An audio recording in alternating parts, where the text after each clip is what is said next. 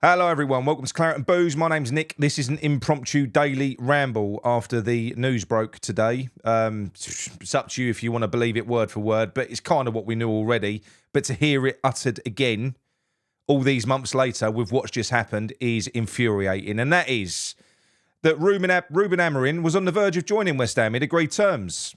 And of course he had. Let's face it. At that point in Sporting Lisbon's season, he ain't flying over to West Ham unless it's to sign a deal, to sign a contract, to sign it off. All of the preliminary stuff had already been done. It had already been agreed. Tim done his work.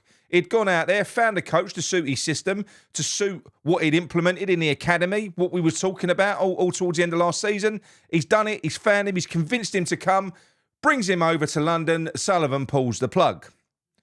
Not interested. What the reasons are, who knows? There's certain things being mooted like, oh, well, it was too expensive to buy him out of his contract and he had a lot of people he wanted to bring with him. What a lot of people like Lopetegui's got. I mean, have you seen the amount of people that he's come over with? I know we didn't have to buy him out of a contract, but it's the same thing. So it's a clusterfuck on so many levels, right? So he hasn't picked the right manager. He hasn't backed his director of football. He didn't seal the Duran deal. Yes, Tim could have got it done sooner, but he had an opportunity later on, Sullivan, to pay a little bit extra and just get it done. Cut his losses. Look, we'll lose 5-10 million. Better than losing 27 million on this German striker, innit? He could have just gone and got that done. Didn't do it. Chose not to do it. 3 massive mistakes. The difference between progression and regression will always be dictated by Sullivan, and we know which side that balance will always tip. It will always tip towards regression. That is the path that he takes. He wants to be lucky. He just wants to land on his feet all the time, like he did when he brought Moyes in, and Moyes had that freak season, which started the European journey. That was never supposed to be. He didn't bring David Moyes in thinking he was going to get us in the top 6 and get us into Europe. It just happened. Nothing is by design in terms of ambition for West Ham with David Sullivan. He has no ambition for West Ham. It's all about ambition for himself. That is all it is. I am fuming with this news, especially I did the video yesterday morning before Ten Hag was sacked, said that was a P45 derby, we won it, but did we win it? Or did Man U? They've sacked Ten Hag, now they've gone out and it looks like they're going to get Amorim in. It looks like it's virtually done. They've triggered his release clause. I don't know. It looks like it's going to happen. That's what's being reported everywhere. So by us, and it weren't us winning, let's face it, it was a decent second half, but it was just by some miracle we were still in the game at that point. The universe won us that game. The universe won us that game, got Ten Hag the sack, and gave them the manager that we should have had in the summer. What's next? Are they going to buy Duran in January? Is that what they're going to do? It's like one big fucking joke supporting West Ham. It never ends. It never ends. I'm glad we got the 3 points. I'm glad we won. I enjoyed it at the time. But you just know. It is like it's kicking the bollocks after kicking the bollocks, isn't it? It really is. You know, we're having to suffer watching Duran bang goals in every 2 minutes. And now we're going to have, what we're going to have now for the remainder of this season? Watching, more than likely, Man United climb up the table, probably into the top 6 spots, into Europe, while we just fucking suffer in misery down in between 10th and 15th. You know, we ain't going to crack the top 10. It ain't going to happen under him. It's not going to happen. He's fucking useless. I'm sticking by it. I hope he proves me wrong. I really do. I just can't see it. He was brought in on the cheap. We managed to get him. Sullivan brought him in because he was cheap. He's a bloke who's managed Real Madrid and Spain, Sevilla, won a cup, and he's only on 3 million a year. And he's only got a 2-year deal. That tells you everything you need to know about the bloke. He's come in with an absolutely smashed-to-pieces reputation, and we've given him the opportunity to come and rebuild it at West Ham. That's what we've done, because Sullivan's a giver. He's a giver. That's what he is. No, he's not. He's not. He just likes cheap. He just likes cheap. That's all it is. And grateful, you know? Because if you go... Tim had already done the legwork by the looks of it. Like I said, him flying over at that point in the season, it must have been done. That's what we was all saying at the time. He wouldn't do that. He wouldn't fly over to learn about West Ham and start talking about money and stuff like that. That was already done. He was flying over to meet the owner, make sure that everything that Tim had told him about the club was right, and then he was going to be signing that contract. That's what was going to be happening. Sullivan said no. He pulled the pin. And now we've got this kicking the can down the road bollocks until Loppy definitively fails by magically hitting that 5-game mark, losing 5 games in a row. That's the rule, isn't it? Is that the rule, Sullivan? You've got to lose 5 games in a row. But they never will because there's so much shit in the league that there'll always be some team that pops up and saves you. And it's soul-destroying supporting this club at the moment. It really is.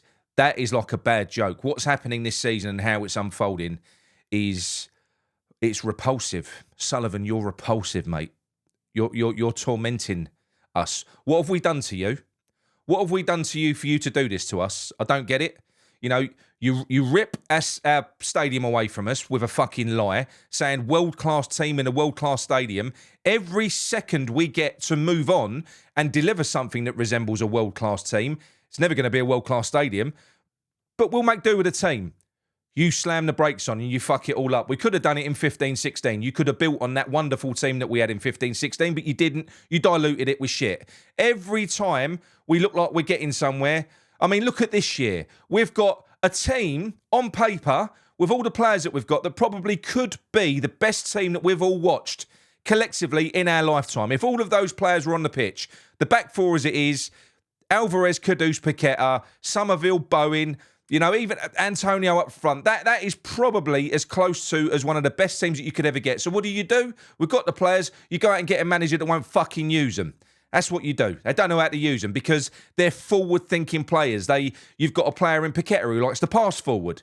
He's fucking useless. He is. I agree. We should drop him because this bloke only wants players who pass sideways and backwards. He don't want players running with the ball. Great when Somerville come on, but he was up shit street, wasn't he? He was. That was just go on there and save me, boy. And he did. He went on and saved him. I guarantee you he ain't going to fucking start at the weekend. No, he's not. There's only ever going to be room for one flair player in a Lopetegui system because they've got to be conservative. He's boring. He's boring. We've got an amazing group of fucking players. If the right manager would have come in, we would have been absolutely on fire this season. Even the likes of Guilherme, who Tim probably went and brought in, maybe off the back of his chat with fucking Amorim. Who knows? A player that, in that sort of mould, that age profile, is a player that Amorim would use. Because that's what that guy does. He integrates youth. Players like Earthy, Potts, they wouldn't have been farmed out. We probably could have used them. It could have been so different. He ain't just made 1 bad decision, and 2, and 3. It's relentless. He don't make any good fucking decisions. Ever. You're useless, mate. You're an embarrassment. And I don't know whether you are useless or whether this is just a toy to you and you just enjoy being a bastard. Because you're either pathetic, rubbish, or you're spiteful and you're nasty and you're just trying to kill a club and kill a fan base. I don't know what it is. Because let's face it, we was on the verge of getting you out before COVID. It was COVID that saved your ass. Massive protest, fucking thousands protests. And then COVID hits, and then you get lucky. You get lucky. We are the unluckiest club around. As a fan base, we are. The club is so well supported. We're a massive club with our fan base. We're so loyal, but how much does that loyalty have to be tested? Why is he doing it? I understand wanting to go out there and appeal to a wider fan base because you want to build on what you've got. You want overseas supporters, but you ain't got to piss and shit on your legacy supporters. You should be embracing them and looking after them. But no, you're not. In the same season as this, where you've done this and you've made all these fuck-ups, you're removing concessions and you're hiking prices so we can watch this shit at a higher price. What a fucking gift you are, mate. What a gift to the West Ham supporters David Sullivan is.